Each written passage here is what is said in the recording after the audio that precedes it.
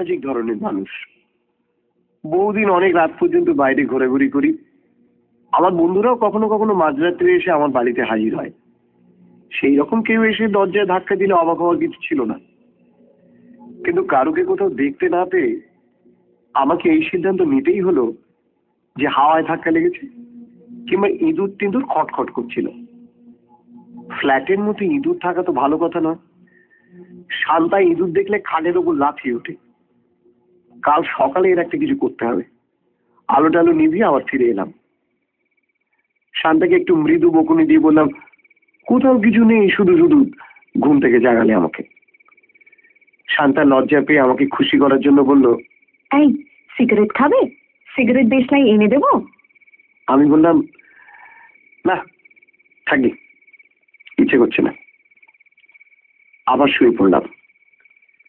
সবেমাত্র ঘুমে চোখ জড়িয়ে এসেছে, এই সময় আবার দরজায় শব্দ, এবার একটু জোরে। শান্তা এবার রীতিমতো ভয় পেয়ে চেঁচিয়ে উঠল। আমি গম্ভীরভাবে বললাম, কাল সকালে বেটাকে ঠান্ডা করবো। শান্তা আরো ভয় পেয়ে জিজ্ঞেস করলো, কে? কাকে? ইঁদুর। ইঁদুর কখনো এত জোরে আওয়াজ করতে পারে? ইঁদুর যে কি পারে আর কি পারে না তা কি আমার পক্ষে জানা সম্ভব? নিশ্চয়ই মস্ত বড় ধেড়ে ইঁদুর। শান্তা বলল, শব্দটা বাথরুমের দরজা থেকে আসছে। এই একটা গুরুতর ব্যাপার। শান্তার প্রিয় বাথরুমে যদি ইঁদুর থাকে তাহলে তো সাংঘাতিক কথা। আবার আমাকে ফ্ল্যাট খুঁজতে হবে। সুতরাং উঠতেই হলো। আগের বার আলো জ্বালার সঙ্গে সঙ্গে শব্দটা থেমে গিয়েছিল, এবার অল্প অল্প শুনতে পেলাম। আমি ইঁদুর তাড়াবার ভঙ্গিতে হুস হুস করলাম, তবু আর একবার শব্দটা হলো। বাথরুমের দরজা বাইরে থেকে ছিটকিনি বন্ধ। আমি দরজা খুলে দেখতে যাচ্ছি, শান্তা আমাকে চেপে ধরলো। ভেতরে যদি কেউ থাকে? সুতরাং কণ্ঠস্বর মোটা করে ধমকেশ্বরে জিজ্ঞাসা করলাম, কে? ভেতরে কে? আর কোনো সাড়া শব্দ নেই। শান্তা বলল, আমার ভয় করছে, আমার ভীষণ ভয় করছে। ভয় পাওয়া মেয়েদের স্বভাব।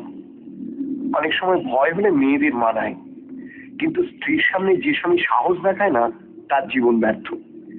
আমি পেট দর্পে শান্তার হাত ছাড়িয়ে দরজাটা খুলে ফেললাম। কেউ ছুটে বেরিয়ে এসে আমাকে ধরলো না। একটু অপেক্ষা করে বাথরুমের মধ্যে মুখ বাড়িয়ে দেখলাম, না, কেউ নেই, কোনো ইঁদুরও না। ভালো করে সব জায়গাটা পরীক্ষা করার পর আমি শান্তাকে ভেতরে ডাকলাম। শান্তাও দেখলো বাথরুমের কোথাও বড় সড়ো ইঁদুরে লুকিয়ে থাকার সম্ভাবনা নেই। শান্তা বলল, তাহলে কিসের শব্দ বলো তো? হাওয়া ছাড়া আর কে হবে? হাওয়ায় কখনো এরকম শব্দ হয়? যাকে কালকে সকালে সেটা চিন্তা করা যাবে। ভেতরে তো কেউ নেই দেখা গেল, সুতরাং ভয় কিছু নেই। আবার সব দরজা টরজা বন্ধ করে আলো নিভিয়ে শুয়ে পড়লাম দুজন। বেশ কিছুক্ষণ দুজনে আর কথা না বললেও দুজনেই আসলে কান খাড়া করেছিলাম আর কোনো শব্দ শোনা যায় কিনা। আর শব্দ হলো না। শান্তা ঘুমিয়ে পড়ার পর আমিও ঘুমলাম। পরদিন সকালে উঠে শান্তা আর আমি দুজনে মিলে আবার বাথরুমটা তন্ন তন্ন করে খোঁজ করলাম। না, সেখানে কোনো রকম সন্দেহজনক কিছু নেই। দিনের আলো অনেক কিছু স্বাভাবিক মনে হয়। রাত্রির বেলা অনেক ছোটখাটো শব্দ খুব জোরে শোনায়। সুতরাং দরজা ধাক্কানোর ব্যাপারটা সেই রকমই কিছু একটা হবে, এইরকমটা ভেবে নিতে হলো। ব্যাপারটা আমি তেমন গুরুত্ব না দিলেও সেদিন আমি বাড়ি ফিরে এলাম সন্ধে হতে না হতেই। শান্তা খুব খুশি হলো। আমরা একসঙ্গে বেরিয়ে একটা সিনেমা দেখে এলাম রাত্রি শোতে। সারাক্ষণ আমরা গত রাত্রির ঘটনা নিয়ে কোনো আলোচনাই করিনি। শুতে যাওয়ার আগে শান্তা বলল, জানো, ঠিকই যে বলছিল এই ফ্ল্যাটটায় নাকি খুব ঘন ঘন ভাড়াটে বদলায়। আমি জিজ্ঞেস করলাম, কেন? তা জানি না, আগের ভাড়াটেটা নাকি মাত্র 15 দিন থেকেই চলে গেছে। ভাগ্যিস গেছে, নইলে এমন চমৎকার ফ্ল্যাটটা আমরা পেতাম না। ফ্ল্যাটটা তো ভালোই, কিন্তু কিন্তু আবার কি? আর যদি আবার শব্দ হয়, কালকেই আমি ইঁদুর মারার ওষুধ কিনে আনবো। শান্তাকে আমি হাসি ঠাট্টাই ভুলিয়ে রাখলাম। তারপর এক সময় ও ঘুমিয়ে পড়ল। আমি একটা বই খুলে জেগে রইলাম, বারবার তাকাচ্ছি দরজার দিকে, যেন আমি কারো প্রতীক্ষা করছি। সে এসে দরজা ধাক্কা দিলেই যেন আমাকে খুলে দিতে হবে। রাত্রি 1:30টা পর্যন্ত বই পড়লাম। আজ আর কোনো রকম শব্দ নেই, তবু আমার ঘুম আসছে না। রাস্তা দিয়ে মাঝে মাঝে দুটো একটা গাড়ি যাচ্ছে, এছাড়া থমথম করছে রাত। বাথরুমের দরজাটার দিকে তাকালেই আমার মনে হচ্ছে ওপাশে যেন কেউ দাঁড়িয়ে রয়েছে। আমি আলো নেভাইনি বলে দরজায় ধাক্কা দিতে পারছে না। কোনো একটা কিছু সম্পর্কে বেশিক্ষণ ভাবলেই এইরকম সব চিন্তা আসে। আমি বিছানা থেকে উঠে পড়ে বাথরুমের দরজাটা খুললাম। ভেতরের আলো জ্বেলে ভালো করে দেখে নিলাম একবার। বাইরের দিকে জানলাটা বন্ধ করে দিলাম, হাওয়া আসবার যাতে কোনো উপায় না থাকে। আজ আর কোনো শব্দ হবে না। দরজাটা আবার বন্ধ করে দিতে যাচ্ছে, এমন সময় শান্তা ভয় পেয়ে চেঁচিয়ে উঠল। কে? কে? আমি? শান্তা, আমি। তুমি ওখানে কি করছো? তুমি ভয় পাচ্ছ নাকি? কি আশ্চর্য, আমি বাথরুমে গিয়েছিলাম। শান্তা উদ্ভ্রান্তের মতো জিজ্ঞেস করলো। তুমি তুমি সত্যি বাথরুমে গিয়েছিলে? সত্যি করে বলো তো, আজও নিশ্চয়ই আওয়াজ হয়েছিল। আরে বাবা না, কোনো আওয়াজ হয়নি। সত্যি বলছো? হ্যাঁ, তুমি দেখো, আর কোনো দিন কোনো আওয়াজ হবে না। কিন্তু আলো নিভিয়ে দিয়ে শুয়ে পড়ার 5 মিনিট বাদেই আওয়াজটা ফের শুরু হলো। ঠক ঠক ঠক ঠক। শান্তা আমাকে জড়িয়ে ধরে ভয়ে কাঁপতে কাঁপতে বলল, ও কি হলো? তুমি বলো। আমি বললাম, চুপ চুপ করো, চুপচাপ শুনতে দাও। কি শুনবে? দেখি না আর কি হয়। দরজাটা আর কয়েকবার ঠক ঠক করলো, কিন্তু আর কিছুই হলো না। শান্তা চাপা স্বরে ফুঁপিয়ে ফুঁপিয়ে কাঁদতে লাগলো।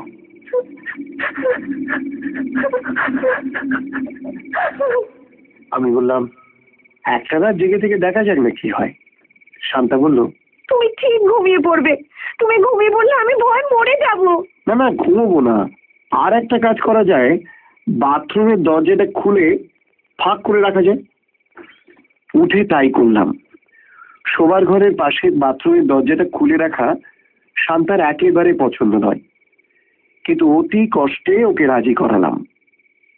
আর কোনো শব্দ হলো না। রাতটা কেটে গেল। সকালে উঠে শান্তা বলল, এর একটা ব্যবস্থা না করলে তো চলে না। এইভাবে কি প্রত্যেকটি রাত না ঘুমিয়ে কাটাবো নাকি? যত রকম ব্যাখ্যা দেয়া যায় সব কটাই আমি শান্তাকে শোনালাম। যেমন, বাতাসের ধাক্কা তো হতেই পারে, তাছাড়া হঠাৎ কোনো গাড়ির ঝাঁকানিতে কিংবা এ বাড়ির অন্য কোনো ফ্ল্যাটের দরজা বন্ধ করার সময় নিশ্চয়ই দরজাটা কেঁপে ওঠে। শান্তা বিশ্বাস করলো না। দরজাটার গায়ে হাত দিয়ে বলল, দেখছো কিরকম দরজা? এমনিতে কিছুতেই নড়তে পারে না। আমি বললাম, ঠিক আছে, লক্ষ্য রেখে তো দিনের বেলা কোনো আওয়াজ হয় কিনা। সেদিন বন্ধু বান্ধবের পাল্লায় পড়ে আমার বাড়ি ফিরতে অনেক রাত হয়ে গেল। বাড়ির বাইরের জগৎটার সঙ্গে একবার জড়িয়ে পড়লে তখন আর বাড়ির কথা মনে থাকে না। সিঁড়ি দিয়ে ওঠার সময় একটু অবাকই বোধ করলাম। শান্তা অনেকক্ষণ একলা আছে। রাত 11টা বেজে গেছে। 2-3 বার কলিং বেল টিপলাম, দরজা খুলে না। শান্তা কি ঘুমিয়ে পড়লো? বেল টিপতে টিপতে আমি ডাকলাম, শান্তা, শান্তা। একটু বাদে দরজা খুললো। শান্তার চোখে জল। এটা আমার কাছে একটা নতুন ব্যাপার। দেরি করে বাড়ি ফিরলে শান্তা মাঝে মাঝে বেশ বকাবকি করে, কিন্তু প্রথমেই তো কাঁদে না কখনো। আমি কিছু বলবার আগেই শান্তা বলল, আমি বেঁচে থাকি কিংবা মরে যাই, তোমার তাতে কিছু যায় আসে না। না? অনুতপ্ত গলায় বললাম, শান্তা, এসব কি বলছো? হঠাৎ দেরি হয়ে গেল বুঝলে, মানে বম্বে থেকে আমার এক পুরনো বন্ধু এসছে, অনেকদিন পর দেখা, তাই। বাড়ি ফিরে যদি দেখতে আমি মরে গেছি। ছি, এসব কি বলছো? কেন, কি হয়েছে? তুমি ভয়টাই পেয়েছিলে নাকি? যাকে সারা দিন সকাল সন্ধে একলা থাকতে হয় তার কি ভয় পেলে চলে? কি হয়েছে বলো না।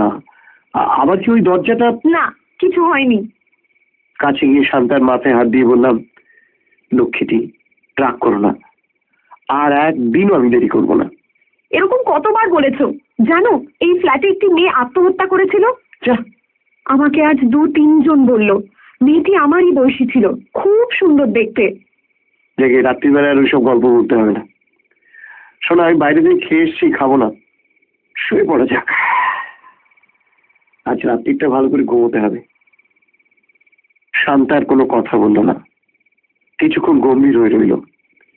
জামা কাপড় বদলে আমি শুয়ে পড়ার জন্য তৈরি হলাম। শান্তা বলল, আমি বাথরুমে যাব, কিন্তু আমার ভয় করছে। আমি হাসতে হাসতে বললাম, আরে এর মধ্যে ভয় পাচ্ছ? আলো জ্বলা রয়েছে, আমি জেগে আছি তো। শান্তার গলার আওয়াজটা যেন বদলে গেল, অদ্ভুত ভাবে বলল, আমি বাথরুমে গেলে তুমি বাইরে থেকে দরজা বন্ধ করে দেবে না তো? আমি চমকে গিয়ে বললাম, এ কি বলছো তুমি? দরজা বন্ধ করে দেবো কেন? সত্যি করে বলো, দরজা বন্ধ করে দেবে না? তুমি আমাকে বাথরুমে আটকে রাখবে না? বলতে বলতে শান্তা হু হু করে কেঁদে ফেললো। কিরকম যেন পাগলের মতো হয়ে গেছে ও। আমি ওর দুহাত ধরে ঝাঁকুনি দিতে দিতে বললাম, শান্তা, এই শান্তা, কি হলো? কি কি বলছো এসব? তুই তুই আমাকে বিশ্বাস করো না? শান্তা কোনো ক্রমে নিজেকে একটু সামনে নিয়ে তারপর আস্তে আস্তে বলল, জানো, সেই মেয়েটির স্বামী রাগ করে একদিন তাকে বাথরুমের মধ্যে আটকে রেখেছিল। মেয়েটি কত ধাক্কা দিয়েছে, তবু খোলেনি। তখন লজ্জায় অপমানে মেয়েটি আত্মহত্যা করেছিল। আমি ধমক দিয়ে বললাম, যত সব গাঁজাখড়ি গল্প। সেই মেয়েটি বুঝে এসে রোজ ধাক্কা দেয়, তা দেয় তো দিক না, আমাদের তো কোনো ক্ষতি করে না সে। অনেকক্ষণ ধরে আমি শান্তাকে বোঝালাম। তারপর একসময় ও শুয়ে পড়ল। আমি আলো নিভিয়ে চুপ করে দাঁড়িয়ে রইলাম বাথরুমের দরজার পাশে। আলোতে প্রেতাত্মারা থাকে না শুনেছি। আমি আলো নিভিয়ে চুপ করে দাঁড়িয়ে রইলাম বাথরুমের দরজার পাশে। আলোতে প্রেতাত্মারা থাকে না শুনেছি। সেই দক্ষিণী মেয়েটি যদি দরজা ধাক্কাতে আসে, আমি অন্ধকারেই তাকে দরজা খুলে দেখব। প্রায় ঘন্টাখানেক দাঁড়িয়েছিলাম, কিছুই হলো না, কোনো শব্দ নেই। তারপর ক্লান্ত হয়ে বিছানায় শোয়া মাত্রই দরজা একটা আওয়াজ হলো। শান্তা সঙ্গে সঙ্গে চেঁচিয়ে উঠল, ওই যে আওয়াজ! আমি তড়াক করে বিছানা থেকে নেমে ছুটে এসে দরজা খুললাম। দারুণ আশা ছিল মেয়েটিকে দেখতে পাবো, কিন্তু না, কেউ নেই। অন্ধকারেও কারোকে দেখা গেল না, শুধু অন্ধকার। না, ভূত আমার ভাগ্যে নেই।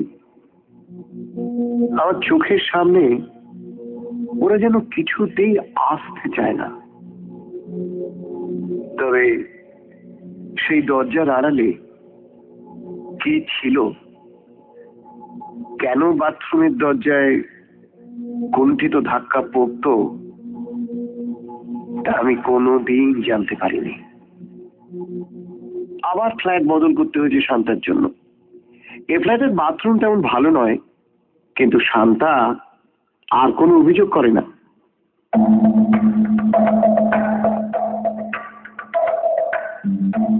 শুনছি।